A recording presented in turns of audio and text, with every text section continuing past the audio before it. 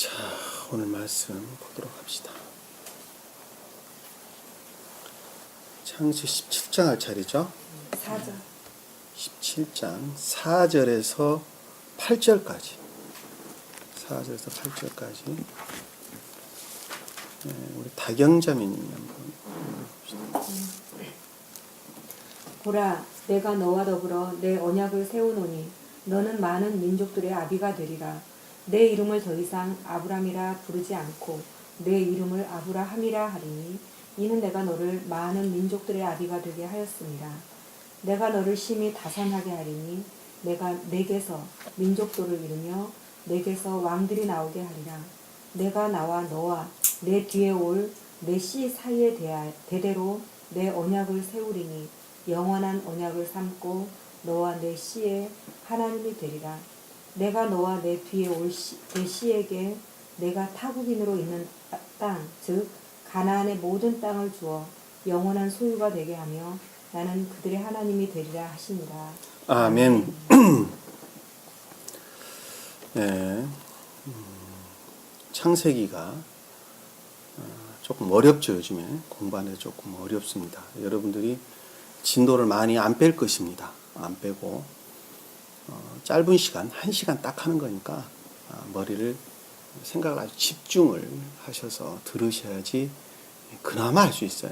그나마 할 수 있으니까 집중을 하시더라. 꼭 집중하십니다.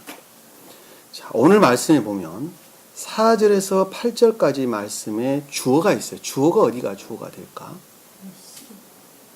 17장 4절에서 8절 말씀을 봤는데 1절에서 3절 안에 보면 주어가 있어요. 네가 어떻게 되면 내가 어떻게 되리라고 하는 주어가 있는데 그 무슨 앞에 있는 주어가 뭘까요? 17장에서 언약.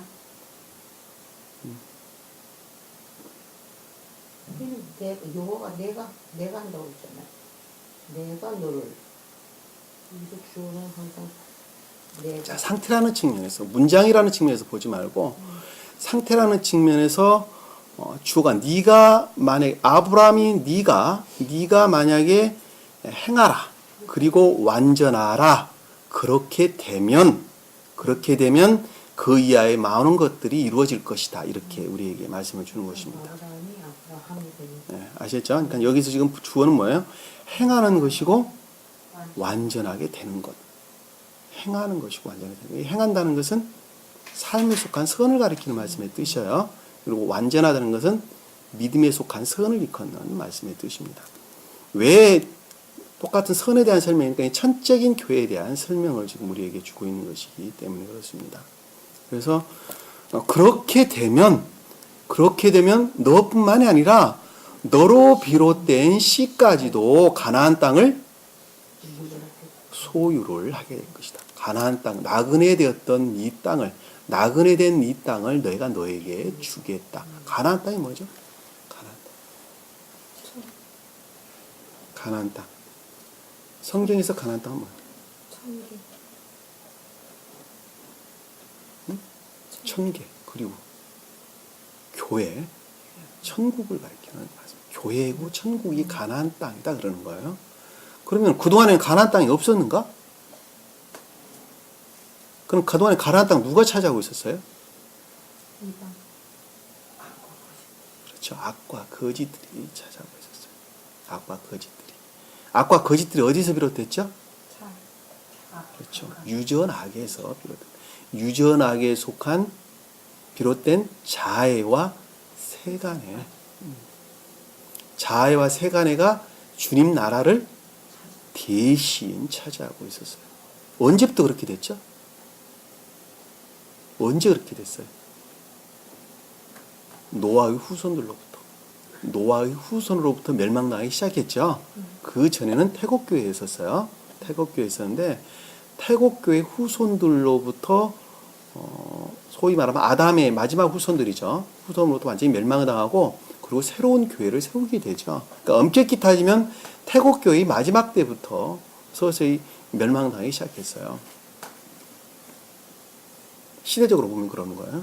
상태라는 측면에서 보면 우리는 나면서부터 아까운 데에 태어나게 되는 것입니다. 그럼 한 가지 더 질문을 드릴게요. 사람의 영은 언제 생겼을까? 어떤 분이 전화하셔서 그런 분을 저한테 질문을 하셨어요. 사람 영은 그러면 언제 생겼습니까? 이렇게 질문을 저한테 하셨어요. 창세죠. 입김을 불어넣었다 할 때 그때 생긴 거? 그때 생긴 것 같아요. 코를 진흙을 갖다가 티끌 같은 인간한테 입김을 불어넣었을 때 영이 들어요. 그전엔 좀 사람은 영은 언제 생겼어요?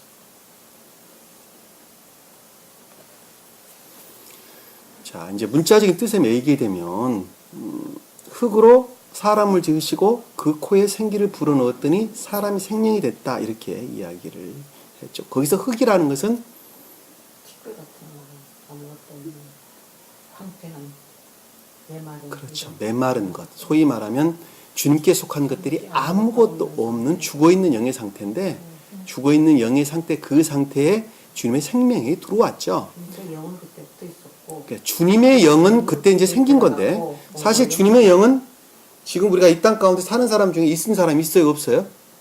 다 있죠. 주님의 영은 안 들어온 사람도 있지만 영은 있죠. 이 땅에 있는 사람 헷갈리지 마세요. 자, 주님의 영은 주님의 영이 지금 있어요? 없어요? 사람들. 당신한테 있어요? 없어요? 당신한테 있어요? 없어요? 네? 세상 사람들이 있어요? 없어요? 주님을 알지 못하는 사람들. 있어. 다 있지만 남은 알지 그릇. 못하고 있지. 그렇죠. 엄격히 말하면 남은 남은 그루터기로 주님의 영이 와 있어요. 네. 있음에도 불구하고 그것이 무엇에 지배당하고 있는 거예요? 유전한 그렇죠. 세상. 유전학의 속성으로부터 그것이 지배당하고 있는 것이죠. 크질 못하고 있는 그렇죠. 전혀. 그러니까 주님의 영이 임류하는 것으로부터 동물과 구별되는 사람의 함적 사고를 할 수 있다고 제가 말씀을 드렸었어요. 네. 그게 이제 우리가 16장에서 전체적으로 살펴봤던 내용이죠. 네. 그러면 그 전에 그러면 그냥 세상 말로 그냥 흔히 쓰는 세상 말로 혼은 그러면 언제 생겼을까? 같이 생겼죠. 인간만 이미 인간이 태어날 때 육체 속에 혼을 담고 태어난 거예요. 자, 혼이라고 하는 영이라고 하는 거 소위 말하면 그러니까 주님의 영을 가리키는 말씀의 뜻인데 사람이 유전학의 속성이 있기 전에 주님의 영이에요. 우리 몸에 그거는 물질 안에 다 있어요. 세상의 온갖 우주 만물 안에는 누가 있어요? 주님의 사랑 그 자체가 본질이라니까요. 소위 말하면 그러니까는 세상에 있는 삼라만상 영적으로나 자연적으로나 이 모든 것들 안에는 주님의 영이 본질로 다 있어요. 그럼 우리 영은 본질은 뭐냐? 태초부터 있었다니까요. 우리의 영은 태초부터 있는 거예요. 태초부터 주님의 영이 있었던 그 영이 유전학의 속성으로부터 덧입혀져 나온 것이죠, 우리에게. 네. 그걸 주님께서 다시 찾는 거예요, 주님 것을. 다시 찾는 거예요. 그럼 우리가 나면서부터 주님의 영이 들어왔어요? 아니라니까요. 태초부터 있었다니까, 영이. 우리가 엄마 뱃속에서 응애하고 나올 때 주님의 영이 불어 넣어진 것이 아니라 그 전에 이미 태초부터 주님의 영이 함께 하셨다니까요. 태초부터 있었어요, 우리 주님의 영, 우리 영은. 그런데 그 태초부터 있었던 그 영이 유전학에 속한 속성들로부터 덧입혀져 나오게 된 것이죠, 유전학의 속성. 그것들이 제일 처음에는 그 모습을 드러내나요, 안 드러내나요? 안 드러내죠. 안 드러내는 과정을 우리가 15장에서 우리가 공부를 했었어요. 북방왕과 남방왕, 북방왕 4왕과 남방왕 5왕이라는 관계에서 우리가 공부를 했었어요. 그래서 남방왕들이 반역을 했다는 말로 우리가 공부를 했었어요. 거기 한번 여러분들 자세히 한번 설교 내용을 다시 한번 들어보세요. 처음에는 그 모습을 드러내지 아니하다가 조금 가면서 그 모습을 드러내기 시작하죠. 그래서 반역을 했다는 말로 우리가 공부를 해서 잘 알 수가 있습니다. 아시겠죠? 그러니까 사람은 창세기 1장 1절에서는 그걸 뭐라고 이야기를 했어요? 태초에 하나님이 하늘과 땅을 창조하셨다. 이 창조란 말이 무슨 뜻이에요? 창조란 말. 구겨져 있는 것은 창조라는 말을 정확하게 이해를 하면 무슨 뜻인가요? 그죠? 창조란 말은 구겨져 있는 것을 피는 거. 그건 궁창이라는 말이죠. 궁창이에요. 그렇죠. 궁창이라는 말의 뜻이 새로 만든 거죠. 창고.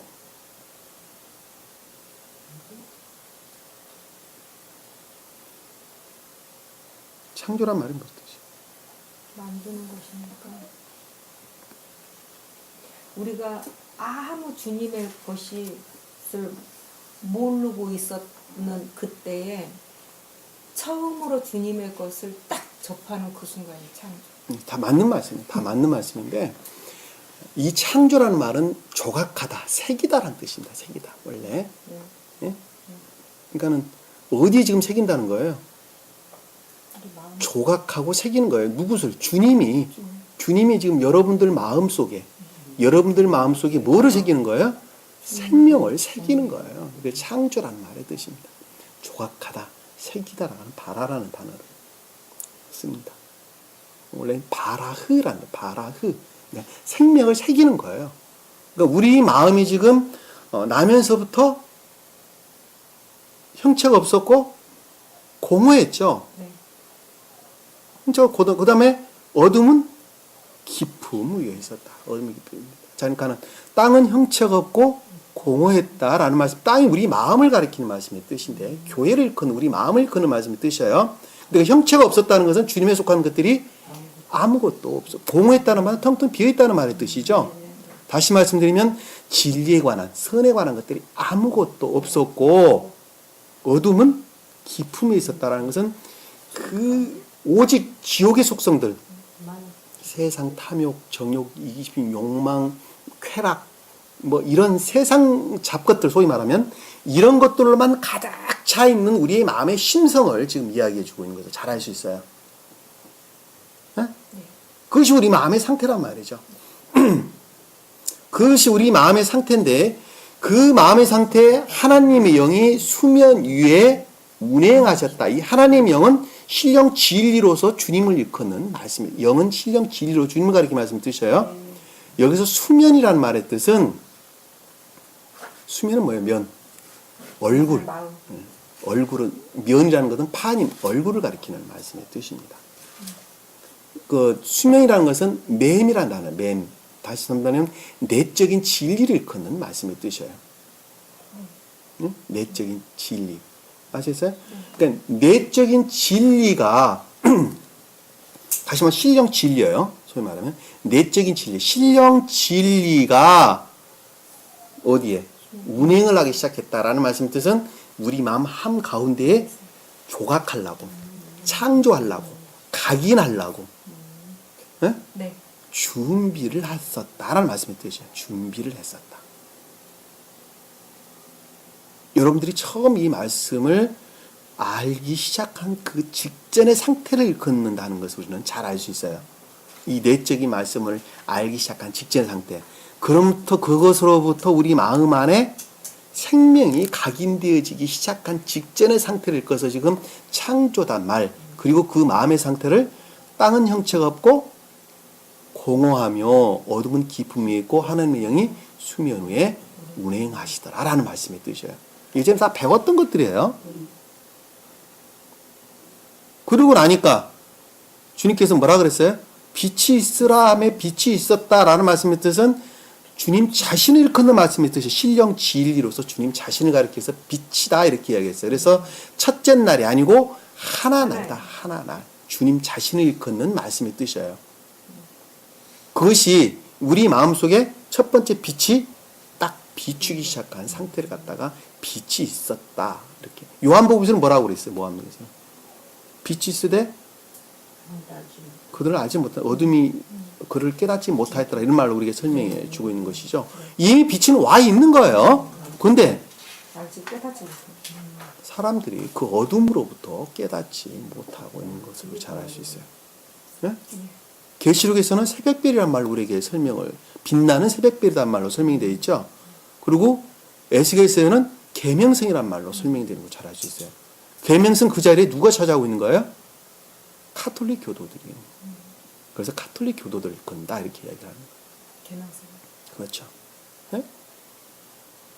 지금 카톨릭 교도들 다시 말씀드리면 큰 뜻으로 보면 카톨릭 교도를 일컫는 말씀의 뜻이지만 그냥 보편적인 뜻으로 보면 탐욕에 속한 것들, 자아에 속한 것들이 그 자리를 차지하고 있는 자를 다 똑같은 것으로 우리가 해석해 볼 수가 있어요.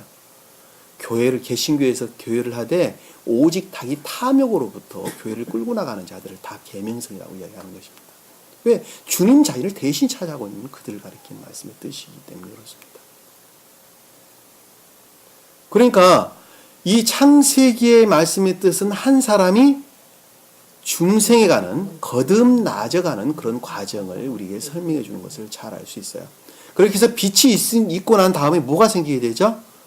하늘 위에 있는 물과 궁창 아래, 창공의 물과 창공 아래의 물이 나눠지게 되죠. 자, 말씀을 그 진리로부터, 신령 진리라고 하는 그 빛으로부터 하늘에 속한 지식과 땅에 속한 지식이 나눠지게 되죠. 나눠지게 되는 것 같다. 창공 위에 있는 물과 창공 아래에 있는 물로 나뉘었다. 이 말씀이 설명되는 것입니다. 여러분들 나뉘어져 있어요? 이거 안 나눠져 가지고 뒤범벅이 된 사람들 많아요. 그래서 끊임없이 제가 아까 잠깐 차에서도 말씀드렸습니다만 끊임없이 괴롭히는 것이죠. 끊임없이 괴롭히는 것입니다. 그 지식이 나눠져야 되죠. 하늘에 있는 물과 땅 아래에 있는 물 또는 땅 아래에 있는 물이란 말은 엄격히 말하라면 창공으로부터 비롯된 겉사람에 속한 지식이에요. 소위 말하면. 창공이 우리 마음 내면에 생각이라는 측면에서 깊은 곳에 주님의 지식들이 자리를 잡았어요. 주님을 아는 지식들이 자리를 잡았어요. 그것들이 겉사람 안에까지 임류하는 것을 가리켜서 창공 위에 있는 물이 땅 아래까지 땅에 있는 물로 나뉘었다라는 말, 본질적으로 그 뜻을 가리키는 말씀의 뜻이에요. 그럼에도 불구하고 좀 더 폭을 넓게 생각해 보면은 그동안에 거짓된 것들로부터 끊임없이 뒤섞이게 되는 이런 결과를 빚는다는 걸 잘 알 수 있어요. 그렇게 해서 이제 알았으면 뭐가 생기게 되죠? 자, 지식적으로 아는 것. 지식적으로 아는 것은 풀. 그리고 생명을 낳는 마음으로부터 시인되고 고백되어지는 믿음을 가리켜서 채소를. 자, 그것으로부터 내 마음속에 선이 자라기 시작하죠. 선이 자라기 시작합니다. 사랑이 자라기 시작합니다. 소위 말하면 사랑이 자라니까 그러니까 셋째 날. 하늘 위에 있는 물과 하늘 아래에 있는 물을 나누는 것이 둘째 날이죠. 그리고 채소와 씨 맺는 채소와 열매 맺는 나무가 셋째 날에 나오게 되는 것입니다. 자, 채소는 믿음을 가리키는 말씀이죠. 푸른. 그리고 마음으로부터 시인되는 믿음을 채소를. 그리고 거기로부터 우리 마음속에 생명이 자라기, 사랑이 자라기 시작하는데 그것을 열매 맺는 나무를 이렇게 이야기하는 것입니다. 자, 열매 맺는 나무가 우리 마음속에서 자라기 시작하면서 우리 마음은 무엇으로부터 지배를 당하게 되죠? 주님이 다스리기 시작하죠. 주님인 그 사랑 그 자체로부터 다스림을 받기 시작하는데 그것이 넷째 날에 해와 달을 만드는 것으로 우리에게 설명해줘. 해는 사랑으로서 우리 의지 측면에서 우리 마음을, 달은 이해의 측면에서 주님의 신령, 진리를 걷는 말씀의 뜻이라는 것. 그것이 어떻게 됐어요? 생육하고 번성을 하는 것을 잘 알 수 있습니다. 그래서 하늘에 나는 새, 땅에 있는 모든 것들이 성장하게 되죠. 그러니까 번성하는 과정을 우리에게 설명해 주고 있는 것을 잘 볼 수가 있어요. 그리고 난 다음에 바다에 있는 모든 것들과 하늘에 있는 모든 것들, 땅에 있는 모든 것들을 다스리게 하시죠. 다스리게 하고 난 다음에 다스리게 하기 위해서 남자와 여자를 창조했다. 이렇게 다섯째 날. 여섯째 날이죠. 여섯째 날에 다섯째 날인가요? 다섯째 날은 봐요.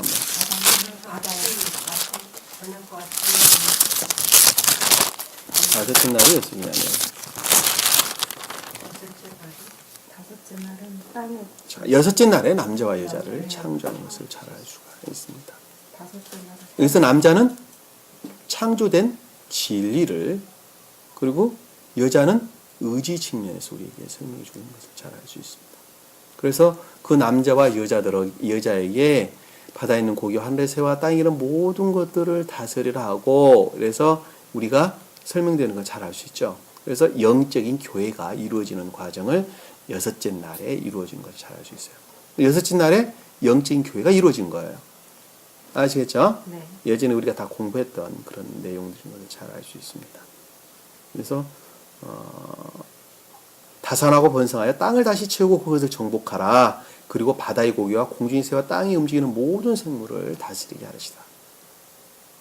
다시 말씀하면 마음의 내면으로부터 주님 나라가 이루어졌죠. 의지 측면, 이해 측면에서. 그리고 겉사람에 속한 모든 것들, 소위 말하면 기억지에 속한 모든 것까지도 다스려지는 그런 상태. 그것을 갖다가 영적인 교회다. 이렇게 이야기를 하는 것입니다.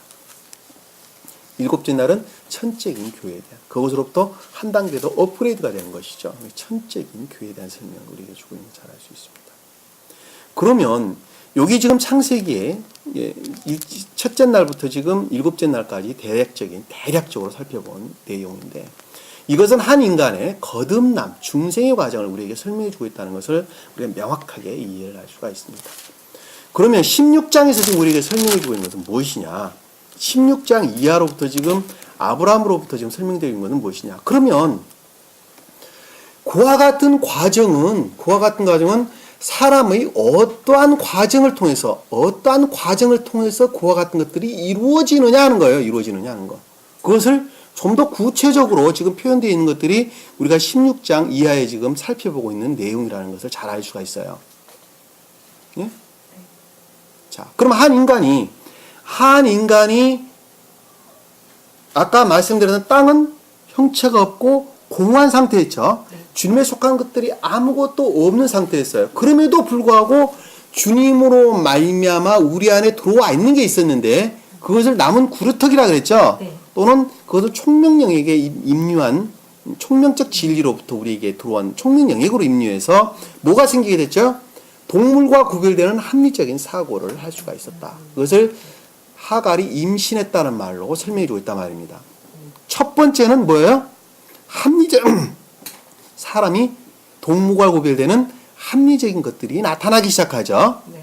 자, 그 합리적인 것으로부터 그 합리적인 것들이 아브람과 결합을 해서 주님으로 말미암는 속사람과 결합을 해서 초기의 합리적인 것들이 나타나게 되는데, 다시 말씀드리면 말씀의 영적인 뜻들이 무엇인가 하는 것을 이해하고 깨닫기 시작하는데, 자, 그것이 무엇으로부터 비롯되는 거야? 철저하게 기억지에 구속된, 감관에 구속되어 있는 것으로부터 그것을 말씀을 보게 되죠. 말씀을 보게 돼요. 여러분들이 지금 제일 처음, 지금도 그러고 있는 거예요. 지금도.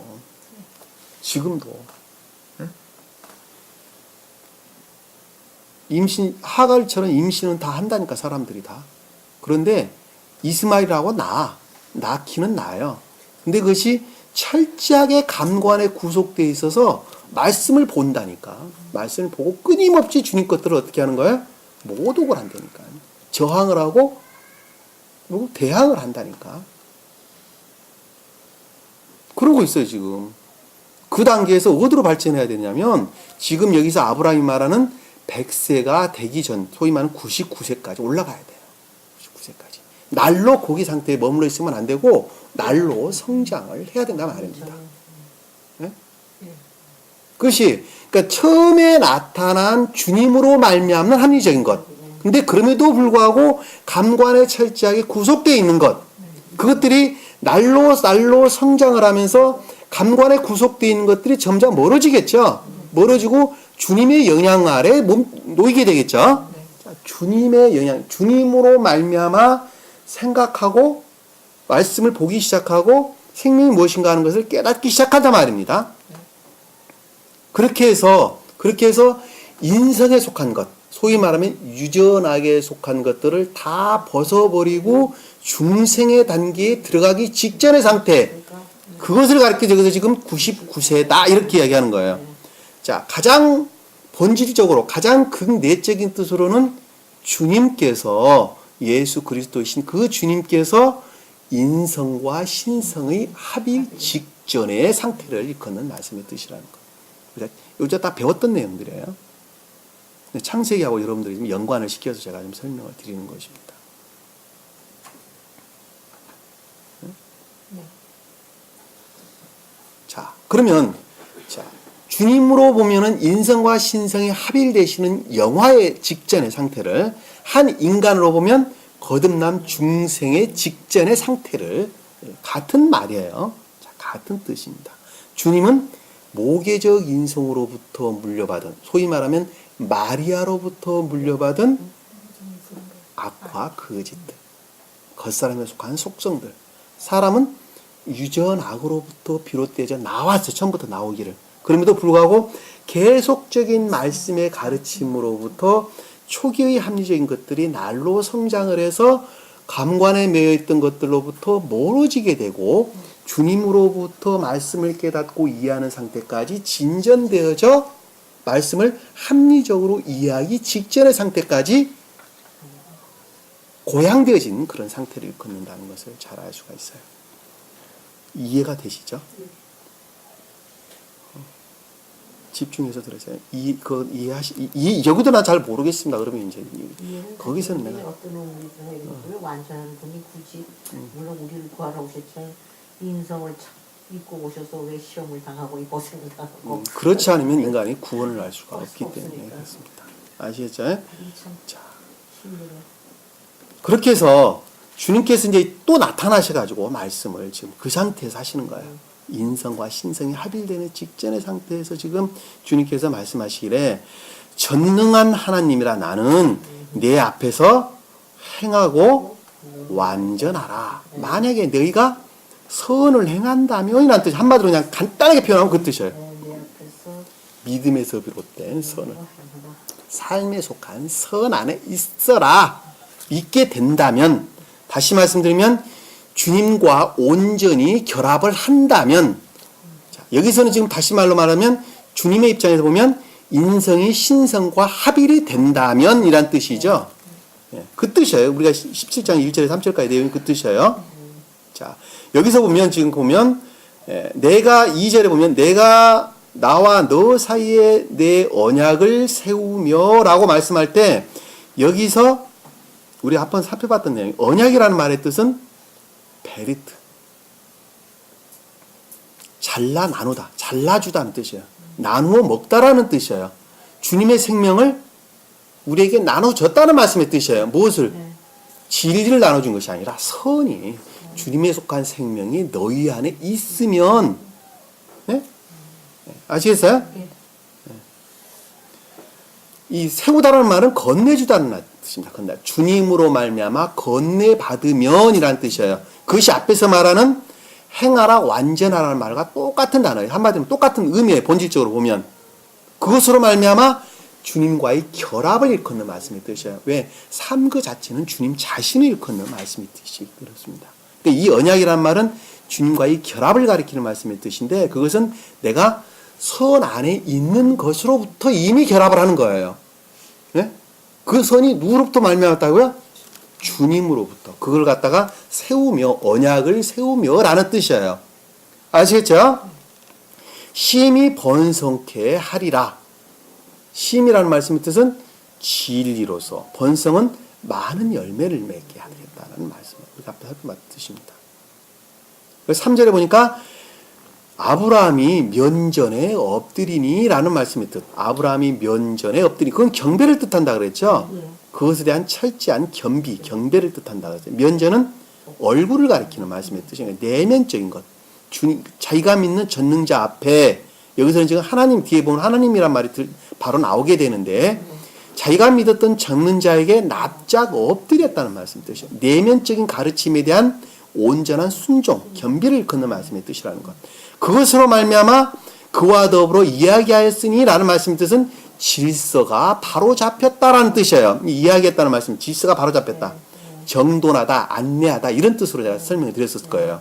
통치하다. 다시 말씀드리면 질서가 가장 내적으로 주님에 대한 신과 경비로 말미암아 겉사람에 속한 삶이라는 부분까지도 온전히 질서가 바로 잡힌 것.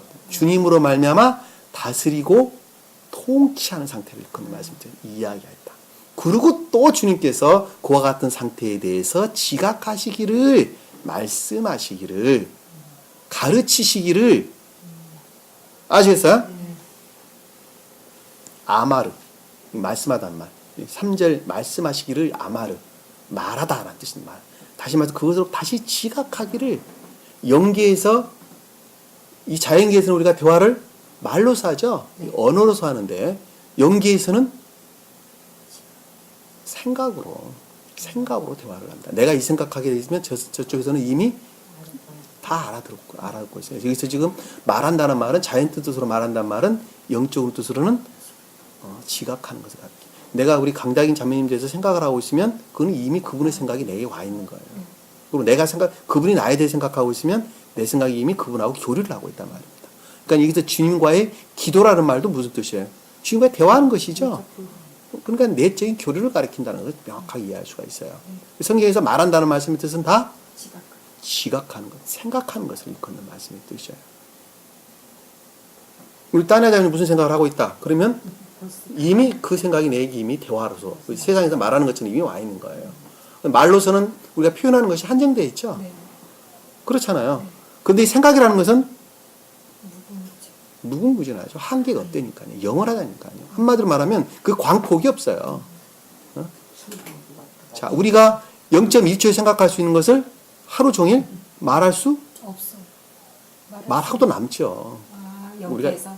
그렇죠. 우리가 0.1초에 1분간 생각했던 것을 1년 동안 말할 수 있다니까. 그것처럼 영적인 것들은 그만큼 고귀하고 진리다는 것을, 본질이라는 것을 잘 알 수 있어요. 그것들을 우리가 말로 표현한다는 것은 극히 제한적이고 극히 일부분이라는 것을 알 수 있어요. 더더군다나 글로 써서 표현해 놓은 것은 더더욱다나 더 그런다는 것을 잘 알 수 있습니다.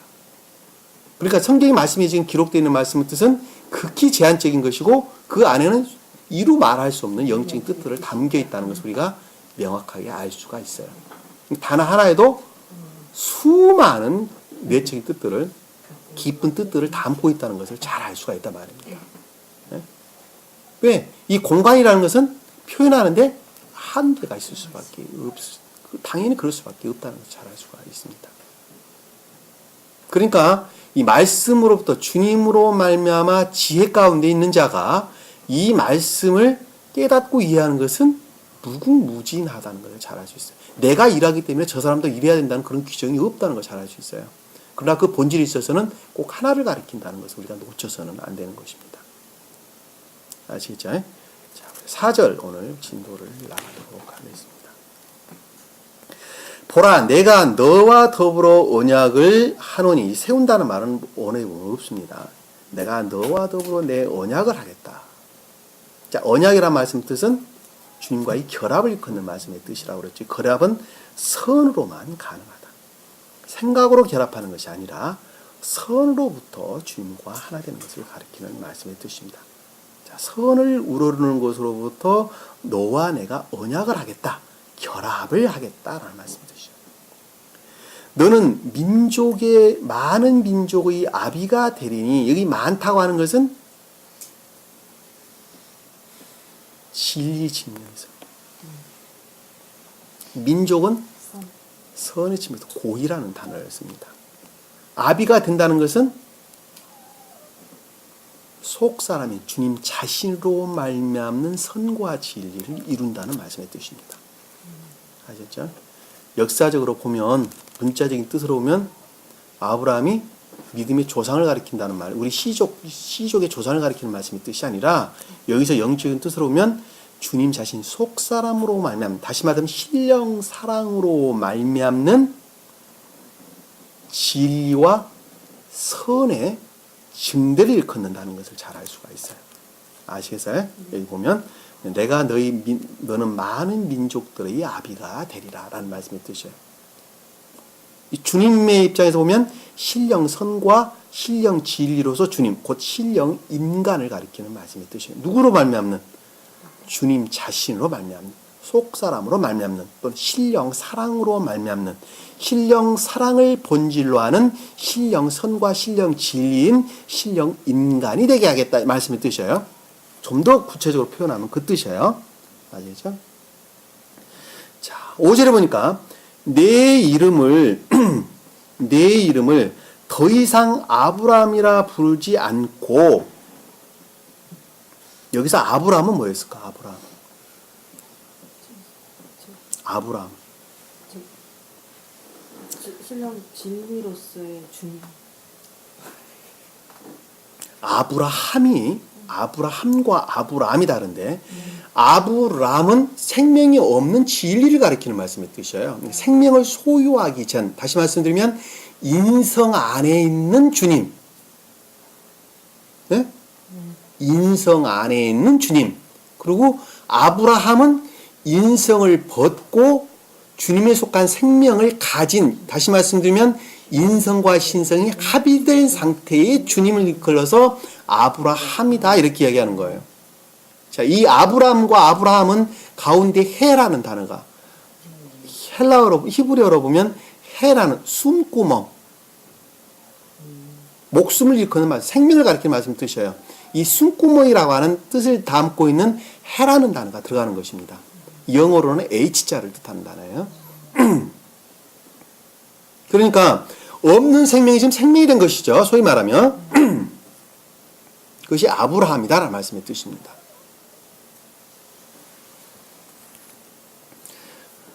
영화하신 주님, 곧 신령 인간으로서 주님을 일컫는 말씀의 뜻이라는 거. 잘 아셨죠?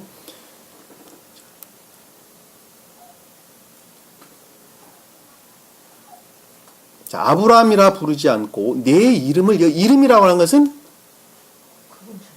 그렇죠. 그분의 생명의 상태를 일컫는 말씀의 뜻이죠. 자, 그분의 생명의 상태가 주님과 속사람과 인성이, 신성과 인성이 완전히 합일되셔서 주님에 속한, 소위 말하면 신령 인간이 되신 주님 자신을 일컫는 말씀의 뜻이라는 것을 잘 알 수 있어요. 아브라함이라 하리니 이는 내가 너를 많은 민족들이 아비가 되게 하셨습니다. 라는 말씀의 뜻은 주님 자신 속사람으로 말미암아 선과 진리의 증대와 선의 다산을 이루었기 때문이라는 말씀의 뜻이에요. 여기 말씀의 문자적 뜻으로 보면 믿음의 조상 또는 이스라엘 민족의 조상을 일컫는 말씀으로 우리가 쉽게 이해할 수 있겠죠. 문자 뜻으로 보면 그 뜻이 아니라 영적인 뜻으로 속사랑 주님 자신이신 신령 사랑 그 자체이신 주님으로 말미암는 진리의 증대와 선의 다산을 일컫는 말씀의 뜻이라는 것. 그것으로부터 주님께서 인성을 신성화했다는 말씀의 뜻이에요. 아시겠죠? 네. 인성과 신성의 합의를 가리키는 말씀의 뜻이라는 것. 아비가 되게 하셨습니다. 자, 한 인간으로 보면 그 밑에 이제 나오니까 제가 그때 가서 설명을 드리도록 하겠습니다. 여기 지금 보면 4절에서 5절 말씀은 주님 자신에 대한 설명을 지금 하고 있는 것이고 그 밑에 지금 6절 이하에 보면 주님으로 말미암는 믿음 가운데 있는 사람에 대한 설명을 지금 하고 있는 것을 우리가 잘 볼 수 있어요. 그래서 시라는 말이 지금 설명돼서 나옵니다.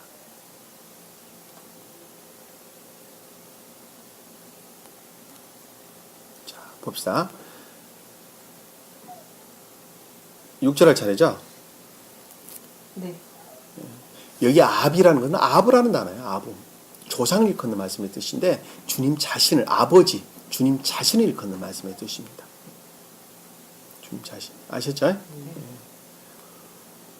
성경에서 아버지는, 어머니는 아버지는 선으로서 주님을, 어머니는 진리로서 영적인 교회의 측면에서 주님을 일컫는 말씀의 뜻이에요. 성경에는 아버지는 다 선을 일컫는 말씀의 뜻이에요. 남편도 다 선을 일컫는 말씀의 뜻입니다. 남자는 진리. 남자가 진리면 여자는 선이 되는 거예요. 영적인 교회 설명을 할 때는 남자는 진리, 여자는 선을. 천적인 교회 설명할 때는 남편은 선을, 여자는 진리를 가리키는 말씀입니다. 왜냐하면 본질이 다르기 때문에 그렇습니다. 본질이. 남편과 남자가 틀린. 그렇죠. 남자는 진리 측면에서 설명을 하는 것입니다. 영적인 교회에서는 진리가 먼저 오게 되죠. 천적인 측면에서는 선 그 자체가 먼저 오게 됩니다. 그래서 남편은 선을 뜻하는 것입니다. 그럼 천적인 교회에서. 아내가 되나요? 남편과 아내가 되나요? 네? 남편과 아내가 되나요? 천적인 교회에서는? 그렇죠. 남편과 아내가 되는 거죠. 그 말 좀 이해하려면 여러분 시간이 좀 걸립니다. 아셨죠? 네. 그거 좀 지나면 이제 그거 명확하게 개념 있습니다.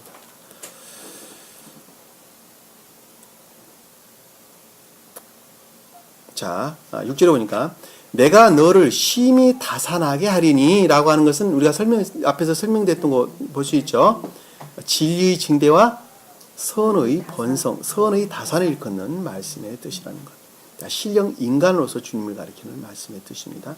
내가 너에게서 민족들을 이루며 자 그것으로 말미암아 선을 이룬다는 말씀의 뜻이죠. 다시 말해 신령 인간으로 비롯된 신령 진리로부터 선을 이루는 거예요. 자, 선을 이루며 내게서 왕들이 나오게 아니라 앞에서는 신령 선의 칭에서 민족들은 왕은 신령 진리로서 주님을 가리키는 말씀의 뜻인 거예요.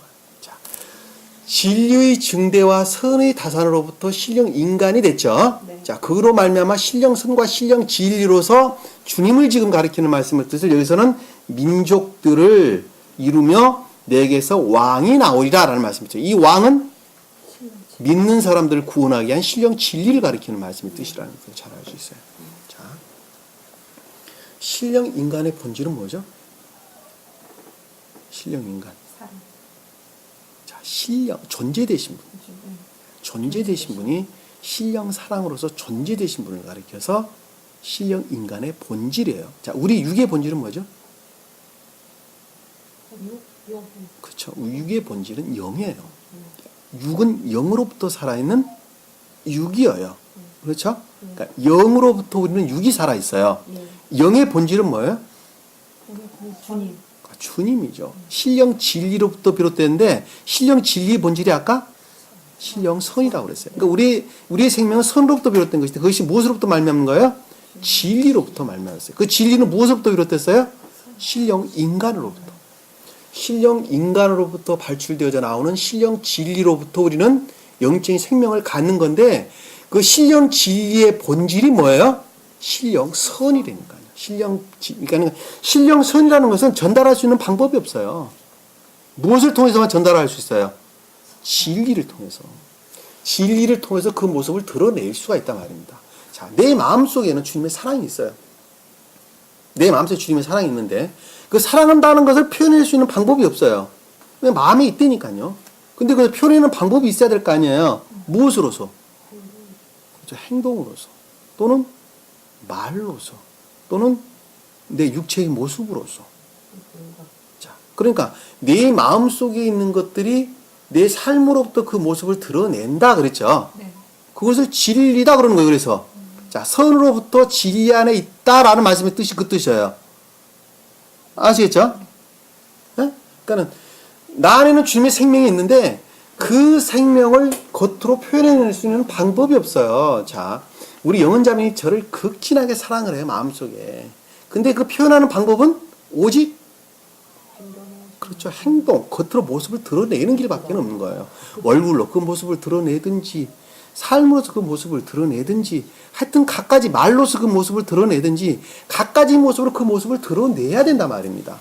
그래야지 그 모습이 겉으로 드러나는 것이죠. 그러니까 선은 진리로부터 그 모습을 드러내는 거예요. 그러니까 주님은 인간에 대한 사랑, 인류에 대한 사랑을 무엇으로부터 표현을 했어요? 진리로서 그 모습을 우리에게 표현해 주신 거란 말이에요. 그러니까 그 진리를 통해서 우리는 구원을 받을 수 있다니까요. 만약에 진리가 없다 한다면 우리 구원받을 수 있어 없어요? 없다니까. 왜? 주님이 표현할 수 있는 방법이 없으니까 없는 거예요. 네? 아무리 사랑한다 해도 그 사랑을 표현할 수 있는 방법이 없는데 어떻게 날 사랑할 수 있는 걸 내가 알 수 있겠어요?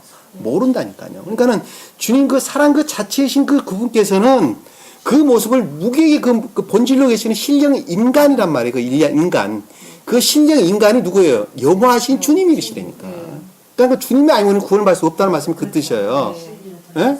근데 그 신령 인간이신 그 주님께서는 그 속사람으로 계시는 그 본질을 진리로서 그 모습을 드러내야 하는데 진리가 어떻게 우리에게 어떻게 임했어요. 그 성경 말씀이고 진리라니까. 그래서 임해서 우리는 그것으로부터 선에 속한 생명을 우리가 나누어서 갖는 거예요. 주님께서 나누어 갖는 거예요. 그것을 언약을 세우며라는 뜻이라니까.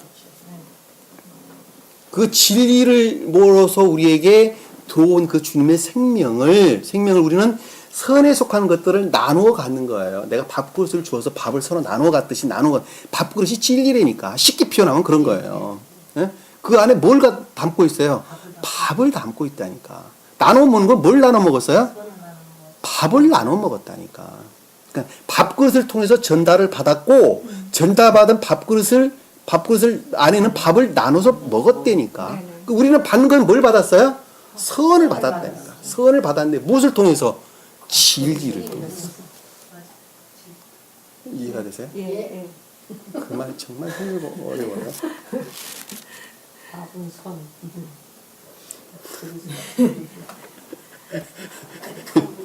저 웃으면 안 되는데. 그렇게 말을 할 것이지 왜 이렇게 간단하게. 그 말 참 이해하기 힘듭니다. 여기서 지금 주님께서 신령 인간이라는 말씀이 그 뜻이고 인성과 신성이 합일되셨다는 말씀의 뜻이 그 뜻이에요. 아시겠어요? 예. 그래야만이 우리가 구원을 받을 수 있어요. 안 그러면 우리는 구원을 받을 수가 없다니까. 아시겠어요? 네. 자, 6절에 보니까 내가 너를 심히 다산하게 하니까 봤어요. 네. 내가 너에게서 이것도 봤어요. 이러면 내가 왕으로 나오자 신령선과 신령진리로 주님을 가르친다 말씀드리셨다. 7절에 보니까 내가 나와 너와 내 뒤에 올 내 시 사이의 대대로 내 언약을 세우리니. 자, 보니까 내가 자, 존재되신 분이 그런 말씀이 뜻이죠. 신령 사랑으로서 존재되신 분이 네. 나와 너와 내 뒤에, 자, 나는 앞에서 말하는 존재되신 분을, 예. 너라는 것은 신령 인간 되시는 주님을, 예. 인성과 신성이 합일되시는 주님을, 그것이 앞에서 심히 다산했죠. 네네. 자, 다산했어. 내 뒤에 올 내 씨라고 하는 것은 믿음. 자, 믿음을 다시 말씀드리면 선을 우르는 믿음에 속한 사람들을 이라는 말씀 뜻이죠. 예? 예. 그러니까 신령 인간으로부터 비롯된 신령 인간으로 말미암는 신령 진리로부터 선을 우러는 믿음 가운데 있는 사람들에게 이 사이의 대대로라는 말씀의 뜻은 생명, 제너레이션, 생명 그 자체를 가리키는 말씀의 뜻이에요. 아시겠어요? 네. 이 대대로란 말은 대대로라는 말씀의 뜻은 세대를 가리키는 말씀의 뜻이 아니라 남아있는, 잔류에 있는 주님의 생명을 일컫는 말씀의 뜻입니다. 예? 대대로가 대대로라는 것은 계보를 일컫는 말씀의 뜻이 아니라 남아있는 생명 안에 있는 자, 생명 안에 있는 자를 대대로라는 말, 생명 안에, 다시 말씀드리면 믿음 안에 있는 자, 믿음에 속한 생명 안에 있다. 좀 더 구체적으로 그 뜻이에요. 예? 대대로라는 말씀의 뜻이에요. 어원에 보면 도를 한다는 말씀입니다. 남다, 잔류하다, 거주하다는 단어의 뜻인데 진리로부터 선 안에 남아있는 생명을 가리키는 말씀의 뜻이에요. 그러니까 여기서 보면 내 시 사이의 대대로라는 말씀의 뜻은 선을 우러는 믿음으로부터 생명 안에 있는 사람을 가리키는 말씀의 뜻이에요. 네. 예? 네. 그거는 자, 그 자에게 내가 언약을 세우리니, 언약을 세운다는 말씀의 뜻은 아까 선의 임류로 말하면 선을 나누어 줘서 교회를 세운다라는 말씀. 이 세운다는 말은 쿰이란 단어입니다. 달리다고 말 때 쿰이란 단어입니다. 일어나, 세운다. 다시 말하면 멋멋에 대항해서 일어나다. 악과 거짓들에게 대항해서 교회를 세우는 것을 가리키는 말씀 뜻이에요. 선 안에 있게 한다는 말씀 뜻이에요. 그것으로 말미암아 주님과의 결합을 가리켜서 언약을 세우리니라는 말씀의 뜻이에요. 네. 달리다고는 뭐예요? 달리다고. 일어나. 달리다고는 뭐예요? 쿰은 일어나다. 악들의 대항해서 일어나는 것을 가리켜서 쿰이라 그랬어요. 그 달리다는 뭐예요? 달리다. 달리다는 헬라어로 보면 여자아이를 가리키는 말, 소녀를 가리키는 말씀의 뜻인데, 예, 그 어원을 보면 크리노라는 말에서 유래됐습니다. 크리노라는 것은 구별하다, 선택하다, 인정하다 이런 뜻이에요. 크리시스가 우리가 계시록에서 배웠는데, 크리시스가 뭐예요? 판결, 판단, 최후 심판할 때 크리시스라는 말을 씁니다. 그럼 여기서 달리다굼이란 말이 무슨 뜻이에요? 소녀라는 말이 달리다라는 말이 그 어원이 크리노로부터 시작됐다니까요. 구별된 자여 일어나다. 그리고 쿰이라는 것은 대항해서 일어나는 것을 가리키는 말씀 뜻이에요. 선이 무엇인지 악이 무엇인지 깨닫고 이해하는 것으로부터 교회를 세우는 것을 가리키는 말씀 뜻이에요. 그것이 달리다굼이라는 뜻이에요. 이 달리다굼이 어디서 나왔어요? 마가복음에 나오는 말씀 뜻이죠. 마가복음에 야이로라고 하는 사람이 자기 소녀 딸이 침상에 누워서 일어나다 달리다 죽게 되죠. 그래서 예수님이 가서 달리다 곰이, 그래서 이 말의 뜻은 일어나라는 말씀의 뜻이었다라는 말씀의 뜻인데, 여기서 지금 야이로라고 하는 교회의 상태를 가리키는 말씀의 뜻입니다. 근데 여기서 소녀라고 하는 악과 거짓 가운데 머물러 있는 상태를 가리키는 말씀의 뜻이에요. 주님의 능력으로부터, 주님으로 말미암아 선이 무엇인지 악이 무엇인지 진리가 무엇인지 거짓이 무엇인지 알게 되죠. 그리고 그것들과 대항해서 싸워서 교회를 세웠다라는 말씀의 뜻이 일어났다는 말씀의 뜻이 살았다는 말씀.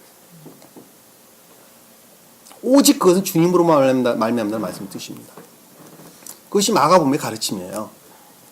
아시겠어요?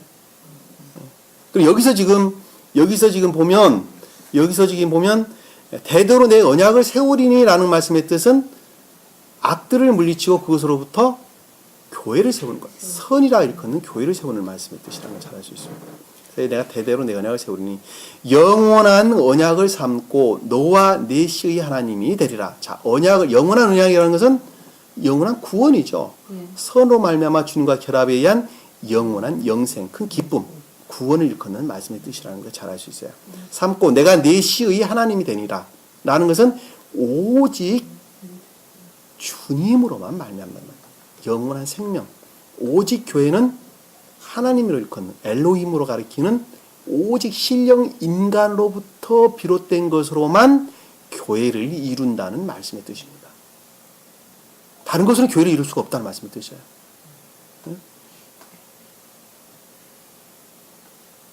사람들은 다른 것으로도 교회가 이룰 수 있다고 생각을 할 수 있겠죠.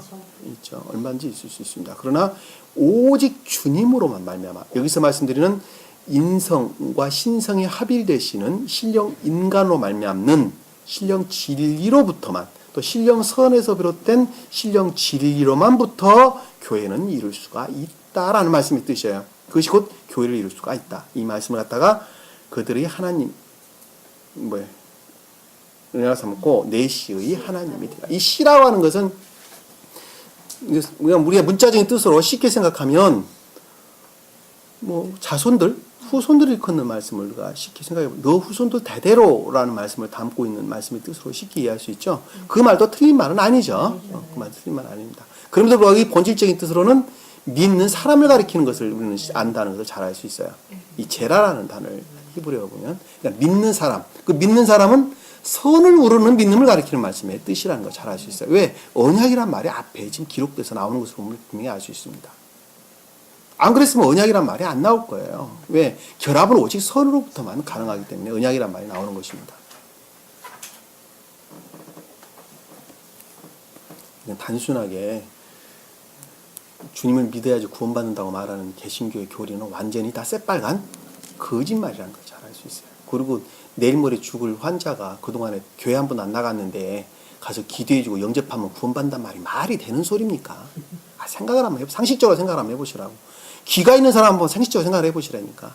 내가 지금 내일 꼴깍꼴깍 죽으려고 지금 깔딱깔딱 거리고 있는데 거기 가서 영접기도 시켜서 얘 주님 믿습니다 그러면 구원받습니까? 주님이 그러려고 오셨어요? 말이 되는 소리를 해야지. 그런 아주 소위 말하면 미쳐도 한참 미친 이런 사람들 아주 수도 없이. 그 소리 하면 왜 이렇게 화가 나는지 난 모르겠어요. 한참 미쳐도 단단히 미친 사람들 잘 알 수가 있습니다. 정말 아주 나쁜 사람들. 그렇게 해가지고 어떻게 하면 좀 돈이나 좀 물건일까 하는 그런 아주 사악한 사람들. 자, 8절에 보니까 내가 너와 내 뒤에 올 내 씨에게, 자, 내가 너와, 자, 너에게도 타국인으로 있는 땅을 주겠고, 그리고 가나안 땅의 모든 걸 주겠다. 자, 여기서 지금 인성과 신성이 합일되시는 주님을 가리키는 말씀의 뜻이죠. 가나안 땅을 오늘 차지한다는 말씀의 뜻이. 예. 그리고 네 뒤에 올 씨라고 하는 말씀의 뜻은 선을 우르는 믿음이 있는 모든 사람들을 일컫는 말씀의 뜻이죠. 그따들이 타국이라는 것은 여기서 나그네를 일컫는 말씀의 뜻입니다. 교회 밖에 있는 자를 가리키는 말씀의 뜻이 아니라 마구르라는 단어를 쓰는데 방랑자, 나그네를 가리키는 말씀의 뜻이에요. 주님이 지금 인성과 신성이 합일되기 전에는 온전히 가나안 땅을 차지하지 못한 나그네 있는 땅의 상태죠. 여러분들 중생하기 전에는 지금 이미 나그네 있는 상태예요. 그러니까 여기서 보면 지금 내 앞에서 행하라. 그리고 너희가 완전하게 되면 나그네로 있는 이 가나안 땅을 내가 차지하게 될 것이다라는 말씀의 뜻이죠. 그러니까 온전한 교회를 이룰 것이다. 온전한 청계를 이룰 것이다. 어디서? 내 마음으로부터 이루어지는 거예요. 어디 멀리서 이루어지는 것이 아니라 내 마음 속에 청계가, 내 마음이 가나안 땅이에요. 내 마음이 가나안 땅이다. 자, 너와 내 디올데시에게 타구인으로 있는 땅이라는 나그네로 있는 땅을, 즉 가나안의 모든 땅을, 자, 교회에 속한 모든 그 땅은 교회를 가리키는 말씀을 뜻입니다. 에레치라는 영원한 소유가 되게 하며, 자, 영원한 소유라는 것은, 영원한 소유는 원래 그 어원이 사냥하다라는 낱말로 유래된 단어입니다. 아웃자라는 뜻. 사냥하다는 뭐 하는 사람이 사냥하는 사람이에요? 사냥? 활을 들고 짐승을 잡는 거. 숲에 들어가서 짐승을 잡는 사람이 사냥하는 사람이에요. 에서가 사냥을 하는 사람이었죠. 에서는 자연적 선 안에 있는 사람을 가리키는 말씀의 뜻입니다. 동물들은 성경에서 다 의지 측면에서 설명을 해요. 전부 다 의지 측면에서 설명을 합니다. 그러니까 여기서 지금 소유한다는 말이 아웃자라는 단말을 쓴다고 그랬는데, 사냥, 무엇을 잡다, 사냥하다는 말에 유래됐다는 말씀의 뜻은 선을 소유하는 것을 가리키는 말씀. 진리로부터 선을 소유하는 자를 가리키는 말씀의 뜻이에요. 풀어보면 그 말이에요. 그러니까 예? 대응이라는 지식으로 여러분들이 말씀을 보세요. 그래야지 말씀도 좀 더 쉽게 이해할 수가 있습니다. 제가 각가지 자꾸 비유를 해서 설명을 드리는 것은, 성경에서 동물 나오는 것은 다 선의 측면에서, 의지의 측면에서 설명을 하고 있다는 것을 여러분들이 아셔야 돼요. 아시겠죠? 그래서 이 소유라는 말이 아웃자라고 하는 사냥을 통해서 뭔가를 잡다라는 말을 해서 유래됐다라는 것은, 의지 측면에서 선을, 진리로부터 선을 얻는 자가 가나안 땅을 차지한다는 말씀의 뜻이구나라는 것으로 여러분들이 얼마든지 이해할 수 있죠. 그것이 주님이 주신 지혜예요. 다른 것이 지혜가 아니다. 아시겠죠? 예. 자, 소유하게 되며, 영원한 소유가 되게 하며 라는 말씀의 뜻이에요. 그것으로부터 영원한 구원을 가리키는 말씀입니다. 나는 그들의 하나님이 되리라 하시니라. 자, 나는 그들의 하나님이 된다는 것은 오직, 앞에 설명드렸었죠. 오직 엘로힘이라고 일컫는 주님 자신으로 말미암는 신령 진리로부터만 된다는 것. 주님 자신의 측면에서 보면 인성과 신성의 합일로부터 그것이 이루어진다는 말씀의 뜻이죠. 그것은 왜 자꾸 여기서 지금 하나님이라는 말씀이 등장을 하냐면, 진리라는 측면에서 우리 지금 가르침을 주고 있기 때문에 그래요. 왜? 중생이라는 차원에서, 주님은 영화라고 하는 차원에서, 한 인간은 진리로부터 중생이라는 차원에서 설명을 하고 있기 때문에 하나님이라는 말씀이 등장을 하는 것입니다. 여기서는 지금 하나님이라는 말씀의 뜻은 본질적으로 주님 자신을 일컫는 신령 사랑으로서 주님을 가리키는 말씀의 뜻이에요. 아시겠어요? 신령 사랑으로서 주님 자신을 일컫는 말씀의 뜻인데, 그 주님으로 말미암아 중생에 관한, 또는 아브라함의 인성으로부터 신성화돼가는, 영화돼가는 과정을 설명을 하고 있기 때문에 하나님이라는 말씀이 등장을 한다는 거예요. 엘로힘으로부터. 아시죠?